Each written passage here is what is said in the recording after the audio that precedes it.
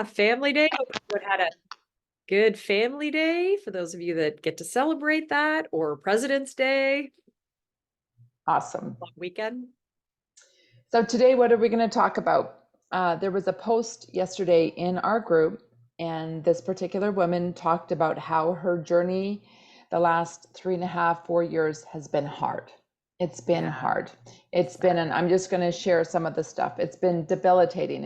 I've been sad. I've had frozen shoulder. I've had joint pain. I've had sadness. I've had high anxiety. She's like, I can go on and on and on. And my heart breaks when, our heart breaks when we hear these stories. And yeah, this is one of the reasons why we started this community, is to offer solutions, offer hope, encourage women not to give up, encourage women to, it's my reel today, fight for her. Like, yeah, don't settle for the answers that your doctor is saying, which is, this is normal, this is your transition to menopause, suck it up, your blood looks good. And then, like, you leave after a 10-minute appointment with your doctor, and there's no solution other than take yeah. this, medication, and it will be all better. Mhm. Melissa, any other thoughts on that? Oh, absolutely. Do like tune into your intuition, women, like your gut. And if you are not agreeing with your doctor, you're like, that this just doesn't seem right. I have never felt like this before, or it came on suddenly, or whatever it might be. Find a new doctor. Go get another opinion. Talk to some friends. Reach out here in our group and ask. And we have so many resources for you because, guys, there's over 100 symptoms that have been documented. And if doctors haven't studied it, they don't know. They just know the little bit that, oh, yeah, that's part of it. And that's the way it is. But there's so much you can do. You do not need to suffer, right? So if anything feels off, go get it checked out or reach out to friends or in here, because we can give you the real truth, what's going on, and some resources as to what to do, from doctors that we could recommend to just healthy lifestyle changes you can make that can be massive at reducing your symptoms. So yeah, no need to suffer. Mm-mm. And one of the things I want to share through my own journey is making sure that you have foundational markers heading into this transition. So, what do I mean by that? If you haven't had, like, what is your normal iron? What is your normal level for B12? What is your normal level for hormones? It's really, what's the word I'm looking for? When all of a sudden you're in menopause and you're having all these experiences, if you don't have a benchmark to, like, well, that's my normal, because we all have kind of like a normal of what feels good in our body, or how, things settle. I'll give you an example. Um, there's a range of iron, let's say, and a range of iron is like from 7 to, like, 200. And you go in and you see that your iron is low, and you work for a year or two to bring it up, and you've done everything. You've added some, potentially some meat, you're healing your gut, you're taking supplements, and it starts to land around 57 to 60, and you just can't get it up beyond that. That might be like your new normal. And that's my story. Like, I cannot get it up beyond 60 for the life of me. But my holistic team is like, so that seems to be maybe your normal. That's about as much as that you can push to that without, like, taking so much iron and then getting, maybe constipated. That's what I mean Right. about just understanding your body, because everyone is going to be different, right? And I know for me, when I have been playing around, like, I stay on top of my blood work on a regular basis. So it's like, I've built the team, I have the team, and, and I stay on top of it. And it's so fun. It's like, we need to be our own guru, right? I'm so grateful that, like, Life Labs now have, like, what do you call it? A report, like a chart, and you can go back and you can see where your levels are. And I'll give you an example of just recently that happened to a client. I taught her how to be your own advocate. I taught her how to stay on top of her markers. And she had gone to this, like, new doctor, and she was telling me this just recently, the story. Uh, and it, again, it's a 10-minute appointment, right? Wherever you live in Canada, the US, even here in Mexico, it can be a 10-minute appointment. You're in and out, and they don't have time to look at your charts as detailed as maybe you, or they're not looking at history or a pattern. But she was ready to talk to this doctor about the pattern. And if it wasn't for her saying, this is not normal, this is like, here's what I used to be, this is like where I'm at, the doctor would have missed it. Right.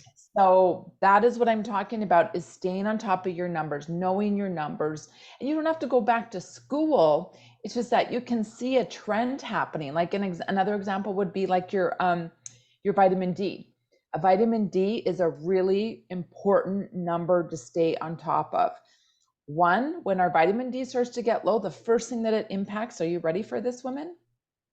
Our brain, our mental health, right? And I can tell you that most doctors are not taking your vitamin D unless you're paying out of pocket.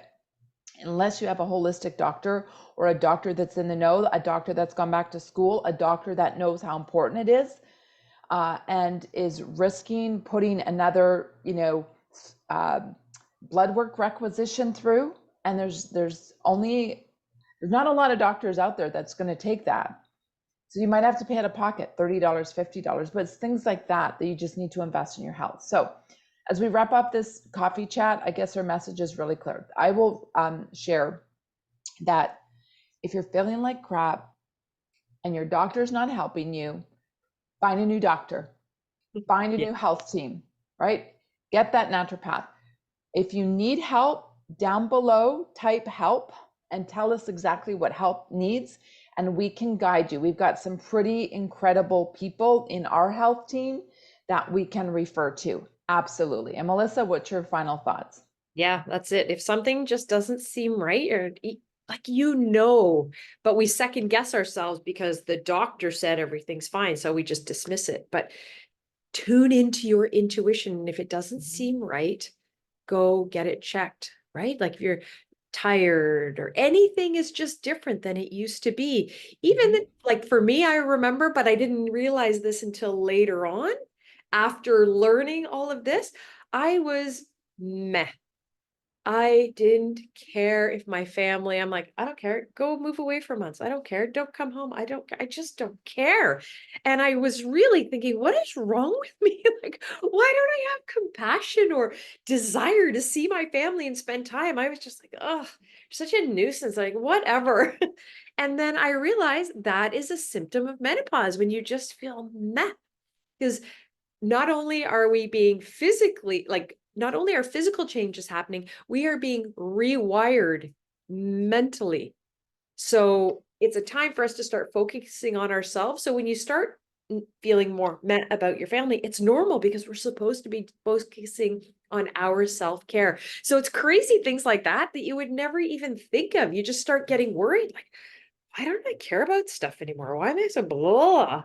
So anything like that that seems off, post in the comments. And if that's happened to you and you now know, post too. We'd love to hear your stories. But if you have any questions, please reach out. This is such a safe space and lots of information available for you. So yeah. Awesome. Thanks, Melissa. And I will just put a quick plug in. We are starting our second round of our fasting and feasting weight loss challenge. We do our launch with our women this Sunday. Yay. So if you are looking to get daily coaching from Melissa and I, we're here for you. If you're looking for some next level of education about how to eat for your hormones, with the period, without a period, how to eat estrogen building foods, how to eat, progesterone building foods, what time of the month, we're here for all of it. So we're really excited. It's only $30 for 30 days. And we would love to help you and support you and have our energy for the next 30 days. And I call it your kind of accountability energy. We're checking in on you. So that's pretty It's, exciting. and I'll just add one thing. It's not just for weight loss, guys. I've had some people ask me that. Oh, I want to do your fasting, but I see that's for weight loss and I don't need to lose weight. There's so many additional health benefits that you will get from learning how to fast specifically for women and women in midlife. Yes, some people will lose weight, but that's not it. We just call it that because that's right in the top 3 of the most complaints that women have in midlife is, "What happened overnight? I suddenly have this fat in my stomach or my butt," or whatever. So, it's more just to catch people's attention, but there are so many other health benefits that you are going to get and other results from this as well. So, yeah. We'll see you guys on Sunday. Hopefully, you'll join us. Have a great day. Bye bye.